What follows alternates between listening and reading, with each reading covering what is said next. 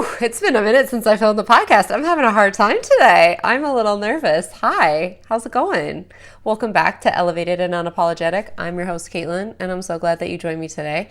Today, we're going to talk about divorce, but we're really going to talk about what love taught me after the wreckage, like what I learned going through this process.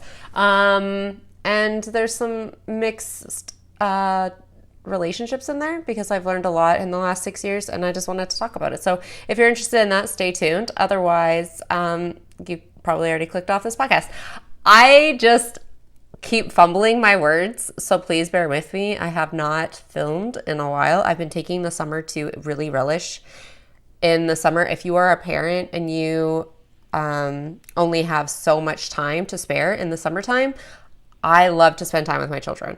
And that's what I've been doing. I've been like, pause, step back, let's go on adventures, let's explore, let's have fun, let's be in each other's company and just relish in it because they're only this little and they're not that little. My kids are older now, but I still want to relish in like the time that I have with them. So anyways, I digress. I've been enjoying summer. Also, if you are watching this on YouTube, I'm holding a really cool mug. And if you want this mug, you can have this mug. It's listed in my website under merch, elevatedsoul.ca. You can go check out all the things over there and connect with me on all the other platforms. Okay, without further ado, let's jump into some love. Yeah, baby, let's go. So like I said before, today I'm going to open up to something a little bit deeper when it comes to my husband falling in love with my best friend, now ex-husband, ex-best friend, and the love that followed after that relationship. I want to talk about what I've learned after the wreckage when it comes to relationships, the heartbreaks that made me question everything that followed from that. This is not just about that moment in time and what happened. It's about me talking about what I've learned and still unlearning about love, boundaries, and my own worth. So as you know, a few years ago, 6 to be exact, I found out my husband, someone I trusted, fell in love with my best friend, whom I also trusted. So this was obviously not just a one-night affair. This was ongoing for over a year. And when I found out, it broke me. And I knew eventually that they would get married, which they have. And they've cultivated their own life and have children of their own now. But when it ended, I thought, maybe just perhaps, because everything I've been through, the worst is now behind me. And I never knew that what was coming down the pipeline was going to be even harder than what I've already gone through. So I got into a new relationship with someone who we all know, because I've talked about it in previous podcasts, but if this is your first time being here, he was emotionally abusive, physically abusive, sexually abusive, spiritually abusive. He was the textbook narcissist, and he exhibited so many behaviors. I'm not a doctor or a psychologist. I cannot diagnose anybody, but textbook behaviors of a narcissist. And I know that this is a word that we throw around a lot, but the clinical diagnosis is they exhibit traits like lack of empathy, manipulative behavior, constant need for admiration, gaslighting. And for me, it took a lot of that gaslighting and love bombing and slowly losing my sense of reality and my worth for me to really come out of it. So if you can imagine, I found myself after this situation in a string of situationships and maybe some false starts, men and women alike. And none of these situationships or false starts felt stable and safe. So what I recognized is that I was chasing emotional breadcrumbs, and every time it ended, I blamed myself. Like every time someone every time someone didn't choose me, I blame myself. Like there's something inherently wrong with me and I'm unlovable.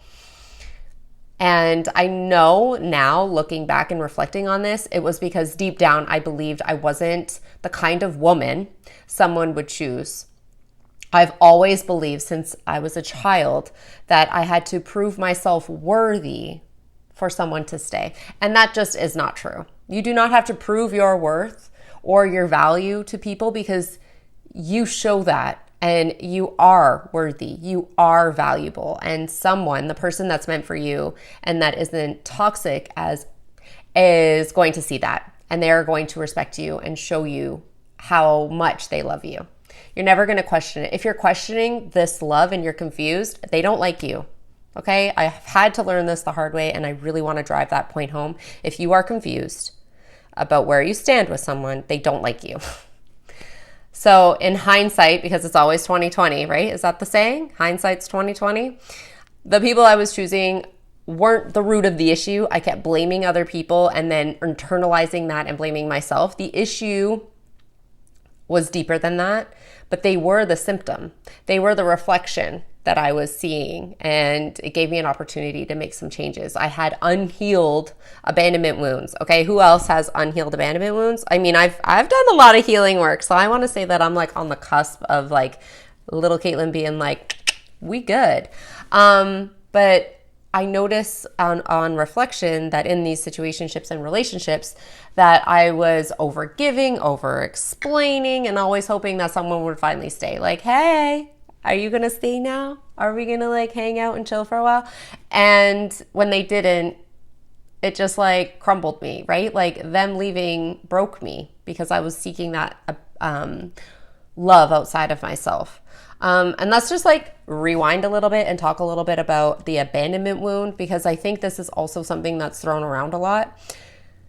For me, I'm just going to speak from my experience. The abandonment is the fear, and often it's subconscious that love will be taken from me. If I'm not perfect, if I'm not helpful, if I remain low maintenance and not have any needs or desires, low maintenance, like that low, right? Then I will be chosen, right? I just had this desire to be seen and chosen by someone. I was constantly like being a chameleon and shape-shifting and making it seem like I am so easy to love. Like I don't ask for a lot. I don't need a lot. I'm like so easy breezy, just choose me and then I'm happy. And I will give you everything that you need. I will even give you the cup so I can pour into that cup. That is where I was at. And because of all that, I was calling in emotionally unavailable partners, okay? And they confirmed my beliefs. They confirmed that I was too much and that I was not enough at the same time. So you couple those two together and I'm just like, I'm in a rut. I'm just like, what is going on? I'm too much, but I'm also not enough at the same time. And there was a turning point in this journey, and I cannot pinpoint the exact night. I can't say to you it was a stormy, dark night. I lay crying in my bathtub, drinking a bottle of wine and eating pizza, drowning my sorrows. That's not how it happens, okay? I just remember feeling like, what the hell? And I'm done. Like I'm done.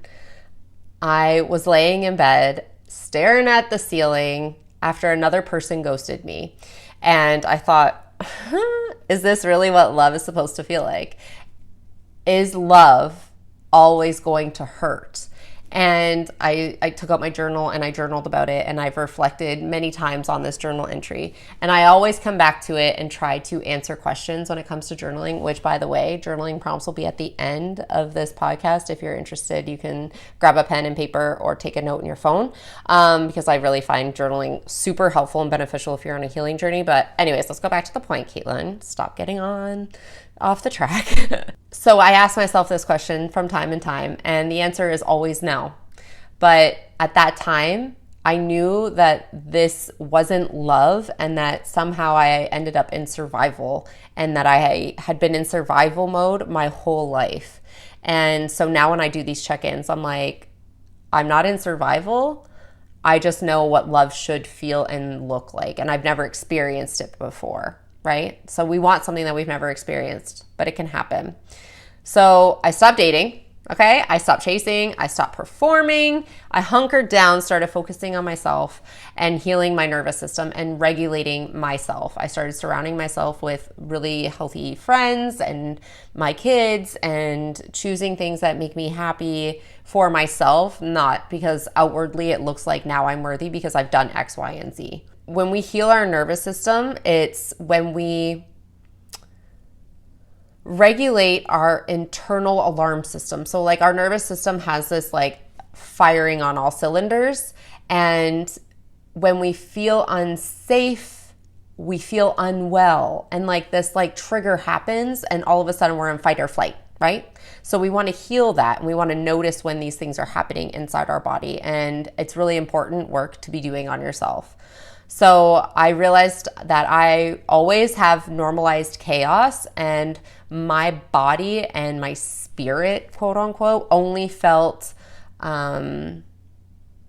it only felt alive when I was in crisis. So I started practicing safety, softness, slowing down, because we don't have to be overproductive in order to feel worthy. And, I just started to like meditation, yoga, Pilates, and I started to slowly rebuild that trust within myself. So slowly it was like, okay, we're overproducing right now. Like I get up and clean like a crazy lady when my nervous system is dysregulated.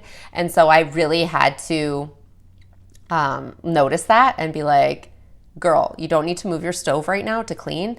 It's okay. We're going to sit down and pause. And if you still feel the urge to clean behind your damn stove, then you can do it later. But it's because I feel that anxiety and that fight or flight within me. And it's like, let's be busy. Let's do something.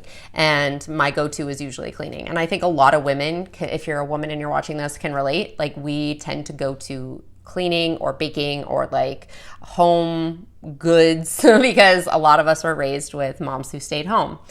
So I became someone who didn't just want love, but I knew that I was worthy without bleeding for it. I now recognize that I am worthy without having to sacrifice myself for love and being chosen. Okay, Caitlin, that sounds great. This is a nice story, but what have you learned? What have you learned up until this point? What have you learned now? What do I know now? So as you can imagine, I have learned quite a bit on my journey. And like I've already said, in this podcast, love should not be confusing. If you're confused, it's a no. And that is one of the biggest lessons that I've learned. But I've also learned that boundaries aren't about keeping people out, okay? They're not to put up walls and barriers. They're about inviting the right people in and understanding who has access to you. If someone leaves when you show your truth, that is protection, not punishment, right? We put boundaries in place to protect ourselves. It is not necessarily there to repel people, but the wrong people will fight your boundaries, okay? The only people that fight your boundaries are the people who benefit the most without you having them, right? So that is something that I'm cognizant of moving forward. And, I just want you to, as you're listening to this, I want you to remember that you are not broken. You are not a microwave. There are not parts of you that are missing or need to be repaired, okay? You are healing. And it's okay that you still want love after everything that you've gone through. It's okay that you still desire partnership. And I know that you might question yourself, because I know I do too. I definitely question why I desire love outside of myself. Like, why do I desire partnership? And I chalk it up to, well, it's a human condition. We're not meant to be alone, right? Like, we're social creatures. But for me, it's deeper than that. For me, I want to experience a love that I know exists because I know. Like, I wish I could formulate sentences and words for it, but I just have a knowing that this love exists. And I really want to experience it in my lifetime. And it's not about being chosen anymore or being seen with all these masks on. I want someone to truly see me. Have you ever watched Avatar? This is another tangent, but I just recently watched it with my children. And there's a beautiful part in the movie that they say, I see you. And they truly see each other. And that is what love is, and respect and value. When you see someone, when you truly see another human being for who they are, I want to be seen. I know a lot of you probably feel really connected to me if you've been following me for a long time, because I show up with my authenticity and my realness, and I share so openly that you feel like you know me, that you can see me. But to truly be seen, for someone to come in and know my favorite flower, or how I light up in nature, as my best friend would say, or those little nuances that make me who I am, to be seen in those ways is what love is. So I also want to witness someone in their fullness. I also want to love someone and all their little quirks and the things that make them uniquely themselves. So because I want to experience that with someone, I know that that love exists somewhere in the world. Does that make sense? I know that was a long ramble, but I think I just wanted to touch on it because it's okay if you've been hurt, if you've been broken, if every relationship you've ever been in has left you in pieces and you've had to rebuild yourself. It's okay to still want love. There's nothing inherently wrong with you. You just want to experience something that you've never experienced before, and that's okay. So if you find yourself in the wreckage right now, if you find yourself crawling your way out of it, I see you. I see you, okay? There's no rush to be over it. You don't have to be over it. This wound is something that you're going to carry with you, okay? It's okay.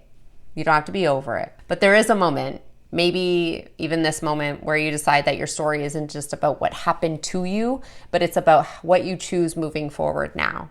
It's about those changes that you are implementing to move forward in a different way. You moving forward in this way with the knowledge and the pain that you have gone through and learned is helping you make choices for your better future. And sometimes we go backwards. It's okay if you find yourself repeating old cycles or patterns or behaviors, because sometimes we need to see it again to be like, oh my gosh, there it is. You silly goose. I thought we already learned this. And then you move forward again, right? It's not linear. We're not always moving in an upward direction. Sometimes it's very messy. Sometimes we go back, sometimes we move really far forward, and then we kind of go backwards. It's okay. Okay, we're all on this journey, on our own journey, learning and growing. The growth is what's important. Reflect on where you've been so you can really relish in where you've come, right? It's really beautiful. It's a beautiful journey you've been on. I say this because I want you to know that I do have coaching available, link in the bio, and I would love to work with you because I work with so many men and women that are going through their own healing journey, and sometimes you just get in this little rut and you can't seem to pull your way out of it because you can't see through the fog. So I just come in the fog with you and guide you through it, and we work through things, and I really love to hold you accountable. So if you think this is going to be easy, it's not. Okay, I don't want you filling out the application on my website thinking, oh my gosh, this girl's going to like change my life. No, it's really hard. It is hard work, and you have to be ready to actually do the hard work necessary to get to where you're going. So that is open and available to you if you feel called to do that. If not, follow me on Instagram, Spotify, YouTube, Twitter, wherever, LinkedIn, I don't know, all the socials. Okay, you can follow me there. I really hope that this resonated with you, and if it did, hopefully you'll send it to a friend who might benefit from something that I said. But I did promise journaling prompts, so want to get into those because I think those are really fun and valuable.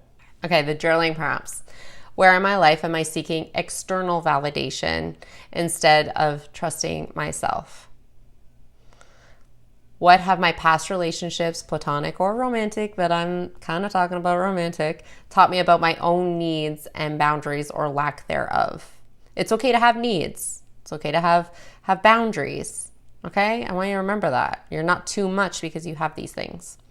What does being whole on your own look and feel like? This practice can be beneficial if you write freely. Don't structure your writing when it comes to this. Just let it go. Like really let it out. What does looking whole on your own look like? And it can be scary, and you can say it's scary. You can say that I don't know, and then just keep going. Keep going down the rabbit hole because you do know. If you say I don't know, I want you to keep going. I'm serious. Okay? I'm calling you out. See, this is what coaching's like. I'm calling you out. You need to be serious about the work that you're doing on yourself. So really dig in on that. If I don't know comes up again, give it 5 minutes. I promise you, you do know. You do know. You're just scared to know. But that's it. That's the podcast for today. I hope that you guys enjoyed it, and I'm really grateful that you're here, and I will see you in the next episode. Okay? You got this. I got you. You got me. We got each other. I love you. Okay, bye.